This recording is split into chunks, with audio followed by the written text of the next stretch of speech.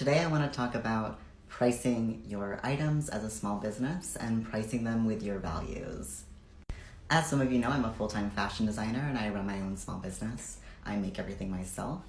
I started my business because I wanted to make custom clothes for plus-size folks, folks with disabilities, and trans folks, because I'm a transgender guy who likes to wear dresses, and it was very difficult for me to find clothing that was made for me.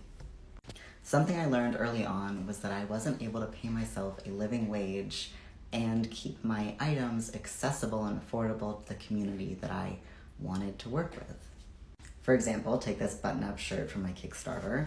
It sells for $120, it is completely custom made, and that includes plus-size folks. So I don't upcharge for plus-size folks. I price my items as though a plus-size person is buying it every single time. If I were to pay myself a living wage, this shirt would be $240, which is double the price of what I sell it for.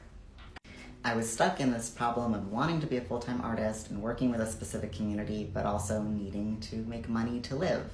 And so my solution was, I looked at all of my products as a whole, and I looked at what items I could raise the price on so I'd be making more money off of them. A great example is these sword lapel pins. They are $28 a pair, which is a completely reasonable price for them. Same with necklaces like these, or items like my spell candles.